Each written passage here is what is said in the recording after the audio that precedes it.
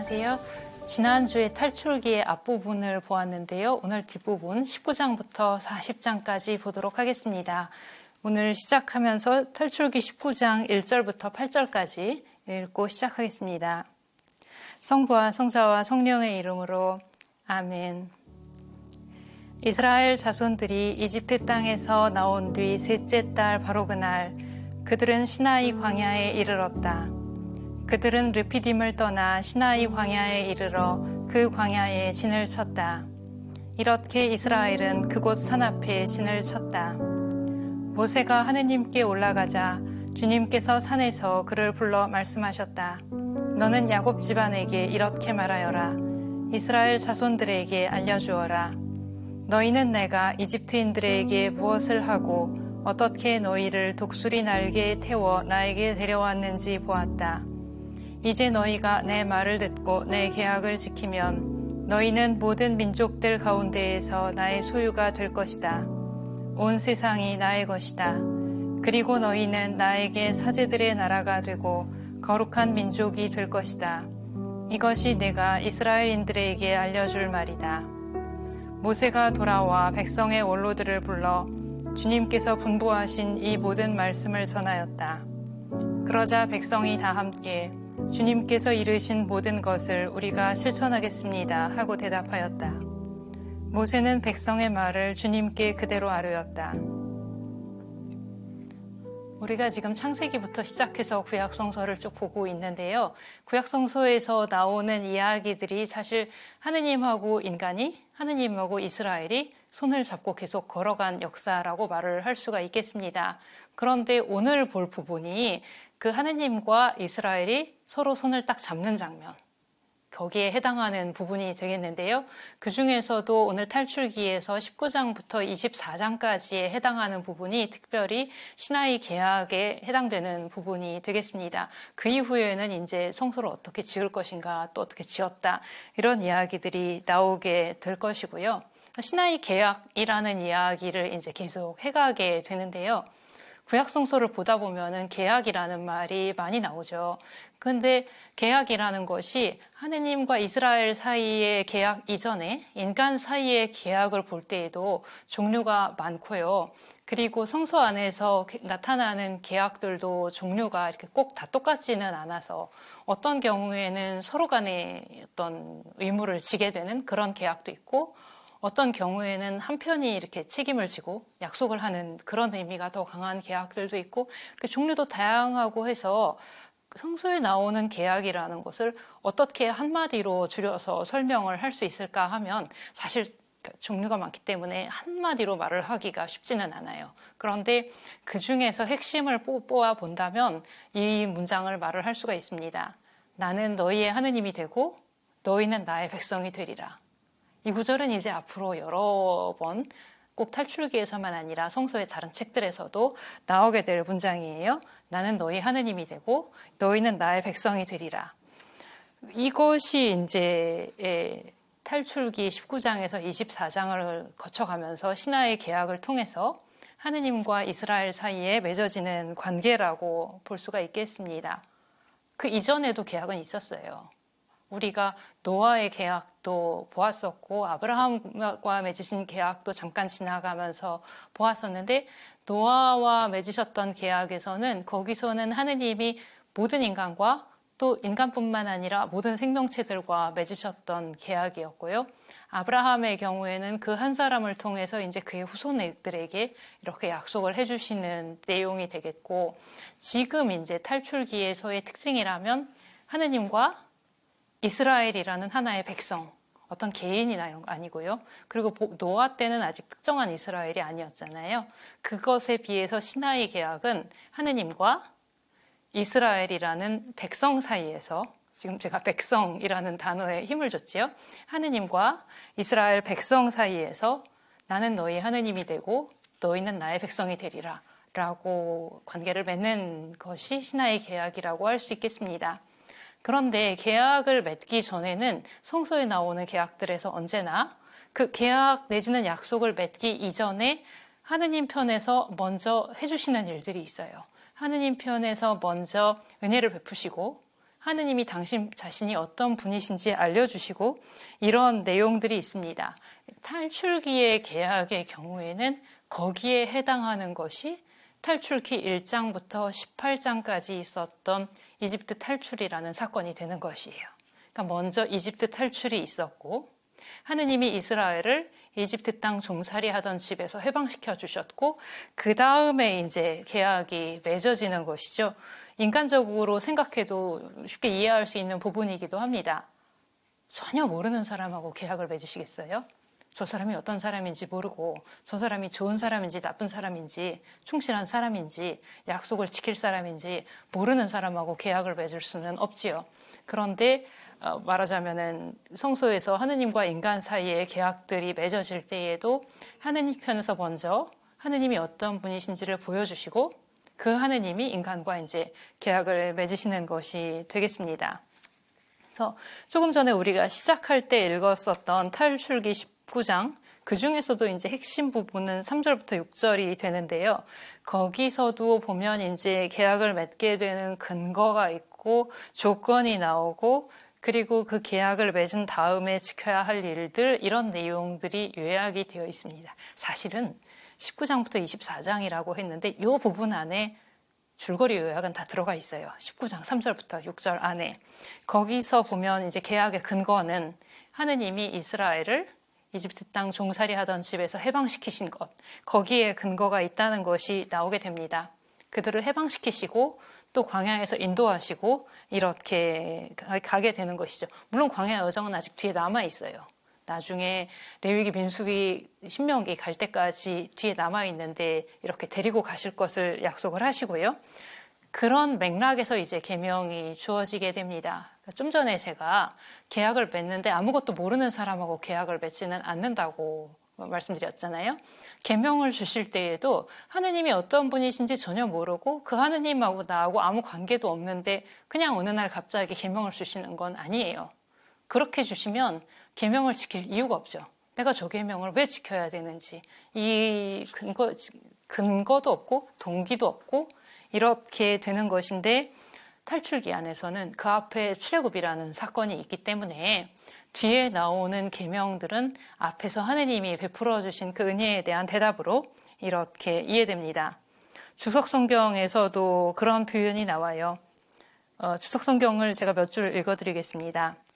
이 계약은 당사자들 사이에 존재하는 불평등성을 부정하지 않는다. 계약이 이스라엘인들에게 요구하는 도덕은 무엇보다도 먼저 하느님께서 완전히 거저주신 주도적 구원 행위에 대한 응답이기 때문이다. 계약의 법을 따르는 것은 공로를 쌓을 수 있는 원천이기에 앞서 무엇보다도 먼저 하느님께 대한 감사의 표현이고 그분께서 베푸신 선을 인정하는 행위이다. 이거는 중요한 문제입니다. 탈출기 안에서만 아니라 성소의 다른 부분들에서도 마찬가지인데 탈출기 같은 경우에는 좀 그런 논쟁도 있었어요. 탈출기 1장부터 18장하고 19장부터 40장이 무슨 관계냐. 1장부터 18장에서는 출애굽이라는 사건에 대해서 이야기를 하는데 19장부터 40장은 거의 법전이거든요. 법전이 있고 10계명이 있고 법전이 있고 그 밖에도 여러 규정들이 있는데 이거하고 무슨 관계냐. 그런데 무슨 관계냐? 출애굽이 있기 때문에 계명이 있고 법전이 있는 거죠.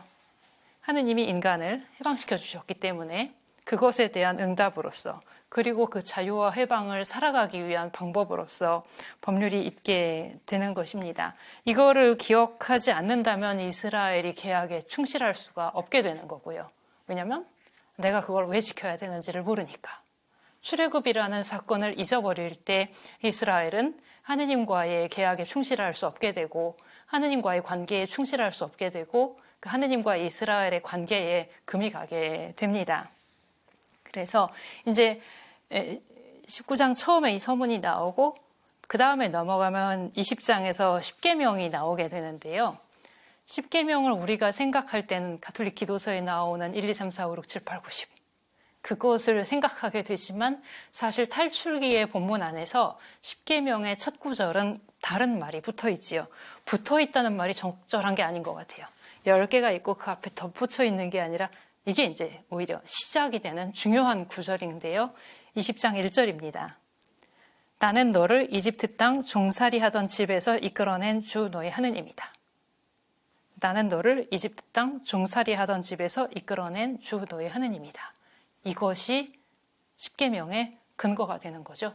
이것 때문에 십계명을 지켜야 되는 것이고 이것 때문에 십계명을 지킬 수 있는 것이고요. 오늘 계속 기억하실 주제는 그건 것 같아요. 아무것도 모르는 사람하고 계약을 맺는 것은 아니다. 하느님과 이스라엘이 계약 관계를 맺을 때에도 하느님이 이스라엘에게 먼저 당신이 어떤 분이신지를 출애굽을 통해서 보여주셨기 때문에 계약 관계를 맺고 십계명을 지키게 되고 또 조금 있다가 나오게 될 계약 법전을 지키게 되고 이렇게 된다는 거 그거 기억하시면 좋을 것 같습니다. 실제로 십계명의 내용을 보면 뭐라 그럴까요? 형식적으로 아주 잘 통일되어 있는 것은 아니고 아마 서로 다른 이런저런 맥락들에서부터 나왔다고 생각이 됩니다. 하느님이 말씀하시는, 그러니까 하느님이 당신을 나라고 말씀하시는 그런 구절도 있고 또 하느님에 대해서 3인칭으로 말을 하는 구절도 있고요. 문법적인 형태상으로도 완전히 통일되어 있지는 않고 서로 다른 시대를 배경으로 하는 것으로 보이는 계명들도 있고 그러니까 그런 여러 가지 모습들을 보여주지만 이것이 10개의 계명들이 하나로 모여져 있을 때 그 20장이 자리하고 있는 위치가 어디냐.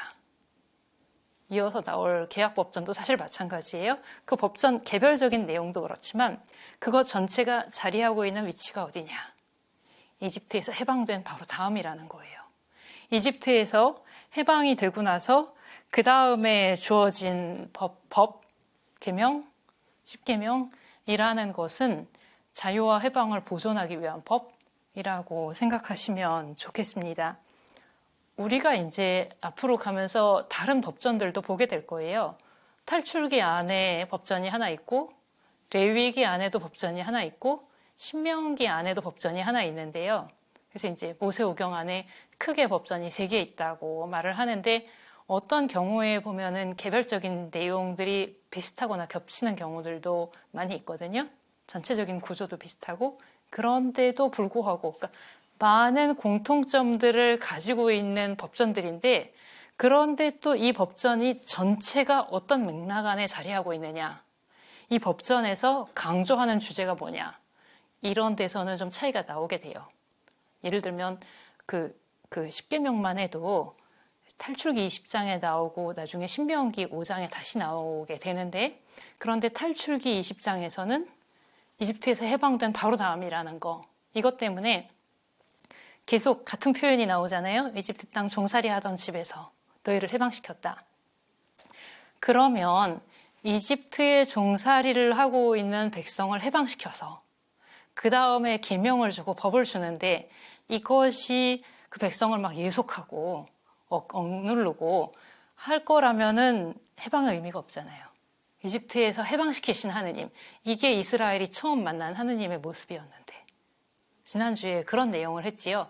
이집트 탈출이라는 사건을 통해서 이스라엘이 하느님이 어떤 분이신지 이제 얼굴을 딱 보게 되는 사건이다 라는 말씀을 드렸었는데 그런 하느님이 법률을 주신다는 게 그 이스라엘에게 다시 많은 계명을 막 강제로 지켜야 되게 이렇게 해서 꼼짝 못하게 만들면은 그거는 또 하나의 파라오가 되는 것이고요. 그 법률이라는 것 자체가 그런 목적으로 법률을 주시는 것이 아니라 오히려 예속되어 있던 백성을 해방시켜서 그 백성이 자유롭게 살아갈 수 있도록 이제는 하느님의 백성이 되었기 때문에 파라오를 섬기는 백성이 아니라 하느님을 섬기는 백성이 되었기 때문에 그 백성으로서 살아가는 방법을 알려주기 위해서 주신 법이라는 것 이런 것이 이제 중요한 주제가 되겠습니다. 그래서 법전 3개 있다고 말씀드렸는데 그 중에 첫 번째인 탈출기의 법전은 십계명부터 그 뒤에 나오는 계약법전 여기서 강조하는 주제는 자유해방 이런 개념들이 되겠습니다. 그 하느님이 주신 자유를 보전해 가기 위한 길 이것이 계약법전이 이스라엘에게 알려주는 것이라고 할 수 있겠고요. 그래서 너를 종살이 하던 집에서 이끌어낸 주 너희 하느님이 그 백성에게 바라시는 것 자유와 해방을 누리면서 이제는 하느님을 섬기는 백성으로 살아가는 것 그것을 원하신다라는 것이 이 법전의 이제 주제가 되겠고요. 그런데 이렇게 해서 지금 19장부터 24장에서 손을 잡았어요. 다시 19장부터 40장이 오늘 할 건데 19장부터 24장에서 시나이에서 계약을 맺었습니다. 그러고 나서 그 다음에 중간에 나오는 이야기는 천막성소를 어떻게 지어라 라는 이야기가 잠깐 있고요. 그 다음에 32장부터 장 숫자를 잠깐만 기억해 보세요. 24장까지 해서 계약이 맺어졌어요. 그 다음에 32장 얼마 안 됐는데 여기서 벌써 계약이 깨지기 시작하는 사건이 일어나게 됩니다. 탈출기 32장부터 34장이 금송아지 이야기를 하고 있는데요. 시나이 계약이 맺어지자마자 그때 이미 이스라엘 편에서 이렇게 손을 잡았던 데에서 손을 빼려고 하는 시도라고나 할까요? 그런 모습을 이제 보여줍니다. 모세는 시나이 산에 올라가 있는데 백성이 이걸 기다리고 있는데 인내롭게 기다리지 못한다고나 할까요? 금방 이제 모세는 어떻게 되었는지 모르겠고 하느님도 어떻게 되었는지 모르겠고 눈앞에 보이는 게 없다는 거죠. 눈앞에 보이는 뭔가를 찾게 되는 것이에요. 모세가 산에 올라가 있는 사이에 그래서 백성들이 아론한테 가서 모세도 어떻게 됐는지 모르겠고 하느님도 우리를 이끌고 나오신 하느님 어떻게 됐는지 모르겠으니 우리 눈에 보이는 신을 만들어 달라고 하는 것이죠. 그러면서 사람들이 금을 가지고 와서 금송아지를 만들게 됩니다. 모세가 나중에 산에서 내려오다가 백성이 그 금송아지를 모시고 있는 것을 보고서는 돌판을 깨뜨리지요. 하느님이 계명을 새겨서 주셨던 그 돌판을 모세가 깨뜨립니다. 그 돌판을 깨뜨린다는 것은 계약서를 찢어버리는 것 같은 거죠. 계약을 맺고 그것에 따라서 이제 계약을 맺기 위해서 하느님이 계명을 주셨는데 그 계명을 이제 깨뜨려 버렸으니까, 그 돌판을 깨뜨려 버렸으니까. 그러고 나서 모세는 다시 올라가서 하느님께 그 백성을 용서해 주시기를 청하고요. 그랬을 때 하느님은 처음에는 나는 이제 저 백성하고 같이 가지 않겠다라고 하시는 장면이 나와요. 33장에서 내가 같이 가다가는 저 백성을 중간에 없애버릴 것 같으니까 백성이 이제 죄를 짓는 모습을 보고 같이 안 가겠다라고 하시는데 모세가 계속 간청을 해서 하느님이 이제 다시 같이 가시게 되고 모세에게는 또 다시 돌판을 새겨주시고 이런 모습이 나오게 되지요.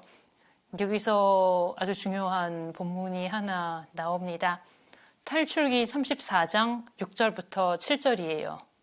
저는 제가 책에다가 줄 긋는 거 싫어해서 성경에도 표시 같은 거 안 하는데 표시해도 괜찮다 하시는 분들은 탈출기 34장 6절 7절은 밑줄을 그어 놓으시면 좋겠습니다. 매우 중요한 구절이고요. 그리고 이게 탈출기에만 나오는 것이 아니라 성서의 뒤에 다른 부분에 가면 여러 번 반복이 될 거예요. 이것과 거의 비슷한 표현들이 나오게 될 때 항상 탈출기를 인용한다고 생각하시면 됩니다. 시편에도 나오고 예언서들에도 여러 번이 나오게 되는데 그 구절이 이 말이에요. 하느님이 다시 당신 이름을 모세에게 알려주시는데요. 그 야훼라는 이름 다시 나는 자비하고 너그러운 하느님, 분노에 더디고 자애와 진실이 충만하며 천대에 이르기까지 자애를 베풀고 죄악과 악행을 용서하시는 분, 그러나 벌하지 않은 채 내버려 두지 않고 조상들의 죄악을 아들 손자들을 거쳐 3대 4대까지 벌하시는 분. 제일 중요한 건 이 맨 앞부분인데요. 자비하고 너그럽고 분노에 더디신 분. 이 표현들이 이제 성서 다른 부분들에서 계속 인용이 나오게 됩니다. 뭘까요? 이 구절이 말하는 거. 아까 세 가지 있었죠. 자비롭고 너그럽고 분노에 더디신다는 거. 아까 금송아지를 만든다는 것. 이것은 하느님과 인간의 관계에 인간이 손상을 입히는 거죠. 관계에 금이 가게 만드는 것이고 제가 즐겨 쓰는 표현으로 말을 하면 이렇게 손을 잡았는데 인간이 손을 빼는 거예요. 19장부터 24장에서 손을 딱 잡았는데 나는 너희 하느님이 되고 너희는 나의 백성이 되리라 라고 이렇게 잡았는데 인간 편에서 이 손을 빼는 거예요. 앞으로 이제 구약종주 끝날 때까지 하느님 편에서 먼저 손을 빼시는 건 없어요. 근데 인간 편에서 이제 계속 이제 손을 빼려고 하게 되는 건데 지금 이게 그 장면이었어요. 인간이 손을 빼려고 할 때 그때 만약에 하느님이 여기 34장에서 말씀하시는 것처럼 자비하고 너그러우시고 분노에 더디신 하느님이 아니셨다면 이 관계는 이제 깨지는 거예요. 아까 돌판 한번 깨졌잖아요. 모세가 돌판을 깨버렸잖아요. 그 돌판이 이제 회복이 될 수가 없는 거죠. 그런데 하느님이 자비하시고 너그러우시고 분노에 더디신 하느님이시기 때문에 옛날 공동번역에서는 너그러우시고 자비로우시고 이렇게 나왔었던 표현이죠. 자비하시고 너그러우시고 분노에 더디신 하느님이시기 때문에 인간 편에서 그 관계들을 계속 손상시킬 때, 인간 편에서 자꾸 그 손을 빼려고 할 때 이것을 다시 회복시켜 주시는 것이죠. 그것 때문에 하느님과 인간의 관계가 계속 유지되어 갈 수 있는 것이고요. 사실은 새로운 거 아니에요. 새로운 거 아니에요. 창세기에서 이미 나왔어요. 아담 하와 때 가죽옷을 입혀주시고 카인에게 표시를 붙여주시고 노아의 홍수 때 방주를 만들어주시고 무지개를 보여주시고 여기서 그때 아마 아담 하와 할 때 제가 그 말씀 드렸었던 것 같아요. 앞으로 나올 하느님의 모습 벌써 다 나왔다고 계속 그 모습이 나오게 되는 건데 이 금송아지 장면도 그 모습을 아주 크게 보여주는 장면이면서 이 34장 6절 7절이 그 하느님의 이름이라는 표현을 사용하거든요. 본문에서 보여주는 장면이 되겠습니다. 탈출기 전체에서 보면 3장에서 하느님이 알려주신 이름이 야훼였어요. 나는 있는 나 또는 나는 나 이렇게 번역되었던 이름이 있었는데 그때 아직 이스라엘이 하느님을 알지 못했고 근데 이집트 탈출이라는 사건을 거쳐서 하느님을 알게 되고 관계를 맺게 되었는데 계약을 맺게 되었는데 그러고서도 인간이 이 손을 빼려고 하고 관계를 손상시킬 때 그걸 다시 회복시키시는 하느님. 그러니까 처음에 그냥 아무것도 모르던 상태 내지는 좋기만 한 상태가 아니고 벌써 그 관계에 한번 금이 가기 시작했을 때 그걸 다시 회복시키시는 하느님의 모습을 요약하는 이름이 자비하시고 너그러운 하느님, 분노에 더디신 하느님 이런 하느님이 되겠습니다. 그래서 제가 아까 성서의 다른 부분들에서 이 이름이 자꾸 인용돼서 나온다고 했는데요. 그 인용하고 있는 본문들은 제가 지금 이런 말씀 드리면 시작한 지 오래되지 않았는데 조금 어려운 말씀일 수 있긴 한데요. 작성 연대가 되게 늦은 책들입니다. 유배를 겪고 이 이스라엘 편에서 하느님과의 관계에서 크게 한번 실패를 겪고 나의 죄 때문에 하느님과 나의 관계가 거의 막 깨지는 데까지 가본 다음에 그 다음에 이 말을 하게 되는 것이에요. 하느님이 이런 분이시구나라는 것을 자비하시고 너그러우시고 분노에 더디신 하느님. 왜냐하면 내 편에서 거의 관계를 깼는데도 인간 편에서는 거의 그 관계를 깼는데도 하느님이 그 관계를 회복시켜 주시는 것을 경험하게 되기 때문에 그때 하느님을 지칭해서 이 탈출기에 나왔던 그 하느님의 이름을 자꾸만 이야기하게 되는 것이에요. 인간 편에서 하느님과의 관계에서 말하자면 실패를 겪고 나서 내가 그렇게 충실해서 하느님과 나의 관계를 늘 좋은 상태로 유지시킬 수 있는 게 아니라는 것을 겪고 나서 내가 그걸 할 수 없다면 이 관계를 유지시키는 것은 결국 하느님이시고 하느님의 자비이고 하느님의 용서인 것이거든요. 그걸 알고 났을 때 하느님은 자비하시고 너그러운 하느님, 분노에 더디신 하느님이시구나 라는 것을 알게 되는 것이고요. 구약 종교 전체 하면서 제가 마지막까지 제일 많이 말씀드리고 싶은 주제가 이것이에요. 하느님과 인간의 관계를 유지시키는 것은 하느님과 인간의 그리고 하느님과 이스라엘의 관계, 구약에서 주로 보는 건 그거죠. 하느님과 이스라엘의 관계를 유지시키는 것은 인간의 충실함이 아니라 이 하느님의 용서, 자애, 너그러우심 이거라는 거. 오늘 그 이름을 보았고 앞으로도 계속 그 모습을 보게 되겠습니다. 다음 주에는 레위기 하도록 하겠습니다. 감사합니다.